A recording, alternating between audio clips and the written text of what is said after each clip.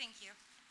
I'm going to start by saying, first thing, remember moms, dads, guardians, put yourself first, take care of yourself in order to be a good advocate for your child. My fierce advocacy 100% led me to a cancer diagnosis. But because of my fierce advocacy, my son was found in senior kindergarten. I went and I hired the best educational psychologist I could, Dr. W.G. Ford, who I know is an expert witness for the Ontario Human Rights Commission. My son was then placed in the primary communication class at a hub school. He received the Empower program. They tried to demit him after a year. He still wasn't reading. I spent another $3,000 for another psychoeducational assessment. I advocated so fiercely, he was allowed to stay in the primary communication system for the next 2 years. So now he has been in there in a class of 6 kids for 3 years, maximum support, fully modified, fully accommodated. My son, who was diagnosed as profoundly dyslexic, was demitted from the comm class in grade 3, reading at a grade 6.8 level with full comprehension. Amazing. I was so grateful for that opportunity. He was then demitted from the comm class and placed in a general education grade 4 class, where he soon began to drown and struggle, even though his reading was above grade level. I then rehired Dr. Ford for another psychoeducational assessment. The school told me he was doing fine. My son, severe panic attacks, coming home within 1 month in the general education class. What they don't tell you about the comm class is that it is primarily a reading-focused class. And if your child is in there, they will learn nothing else but to read, which is amazing. And I'm not saying it, I'm very grateful for that fact. But my son was placed in that grade 4 class with the math and writing skills of a grade 1 student. So I had a boy with a learning difference, with growing confidence with his reading levels. He was prepared for grade 4 and ready to go. A week after starting grade 4, he came home crying that he was dumb, the dumbest kid in his class. He went from maximum support, and I was promised that he would have an IEP that was modified to his level, and it wasn't. In grade 4, he had 0 IEP, 0 supports. I went to a family doctor, a developmental pediatrician, an educational psychologist, and a pediatric psychiatrist, all who stated to me, don't bring him back to school, homeschool, which he now is.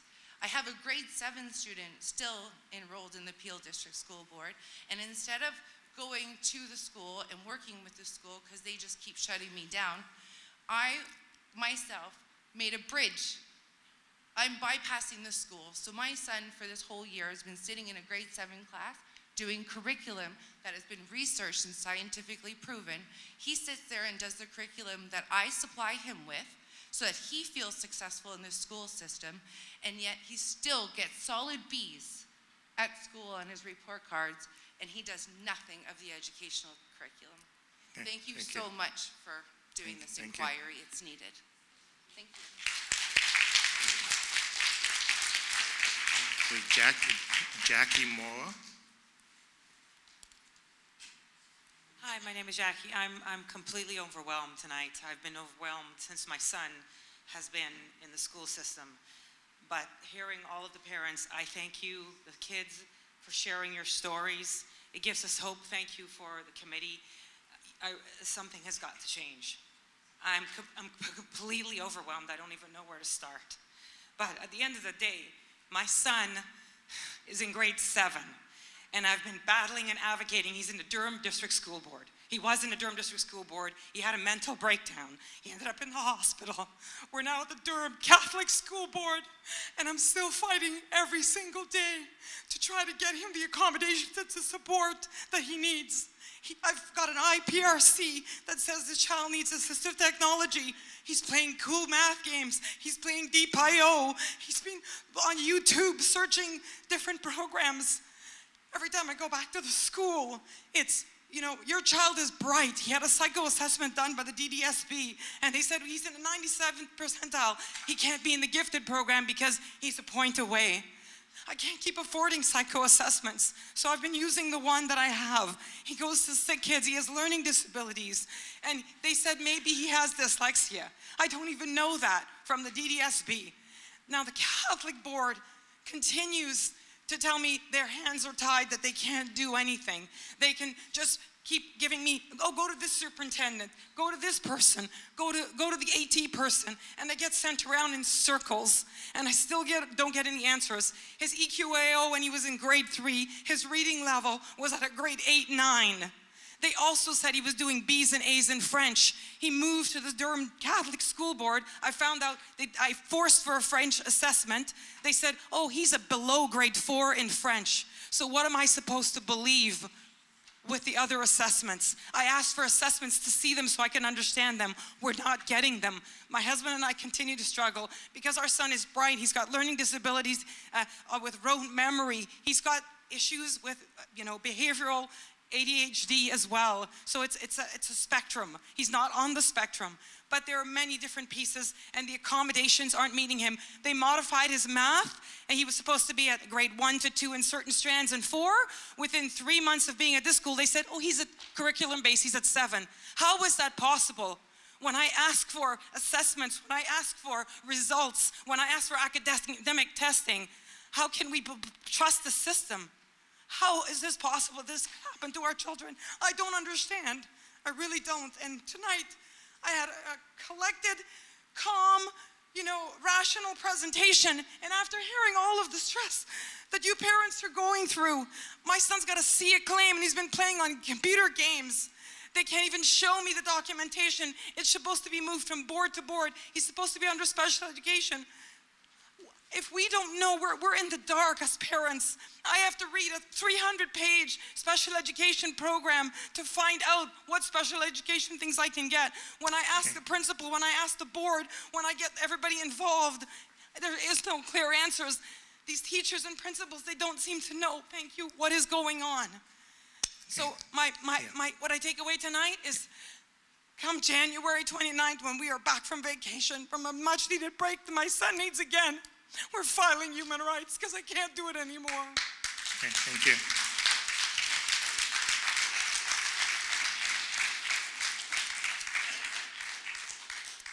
Thank you. Greg Barker. I've had a sense of deja vu listening to the speakers so far tonight. I'm from Springwater Township, just outside Barrie. My wife and I have 5 children. The youngest 2 of whom are twins, a boy and a girl. The girl twin is dyslexic. The school system, the school board, which is the Simcoe County District School Board, has no routine screening, early screening to detect reading disabilities among students. Nevertheless, there were all sorts of red flags. She reached grade 2. She was unable to read essentially at all. She was reading at best at about a JK level, even though her twin brother was doing okay at reading. And it wasn't due to lack of motivation. She loved books. She loved being read to. She was very frustrated that she couldn't read. It was adversely affecting her self-esteem and her self-confidence. The help she got at school was just to be put into small groups to get more reading of the same sort that wasn't working in the classroom. I was reading to her a lot at home, and I found it painful because I would help her, sound out a fairly simple word. It would take her forever to get it, and she seemed to be guessing a lot. The same word would be in a sentence 1 or 2 sentences later, and she wouldn't recognize it. We approached the school with our concerns, and essentially the response we got was, well, don't compare to others. Each student develops at his or her own rate. Most catch up at some point, this sort of thing. We asked about having an assessment done, and we were told, honestly, as I've later learned, that we could be put on the waiting list, but she's not likely to ever have it done because there's only about 2 assessments a year that the school gets to do, and they have to prioritize people, and they always seem to have some very needy cases, for those couple of spots.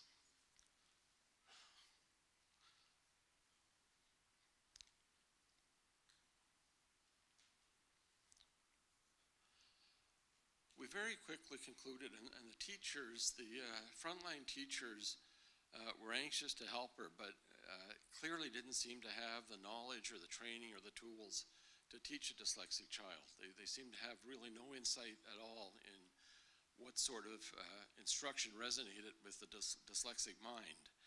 We very quickly concluded that if she was going to learn to read, we would have to stop horsing around with the public school and try to get her help somewhere else.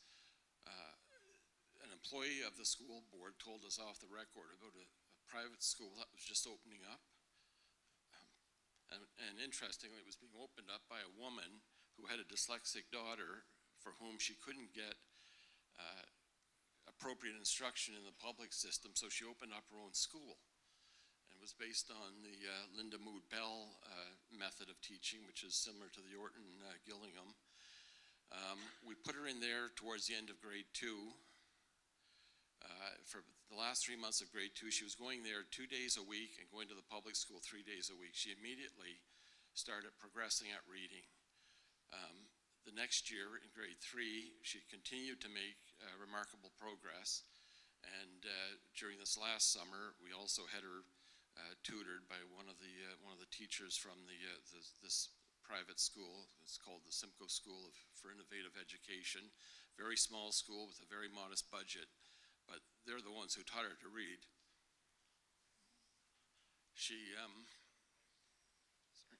I'm sorry, can I have the mic, please? Sorry, I'm Time going up. to have to cut you there. I noticed you said you're from the Simcoe School Board area. I mean, I would encourage you to contact us offline. Okay, And I will, I'll do that. Let me just say, she's now reading at above grade level. She's gone from, and it was all due to this, but it was expensive.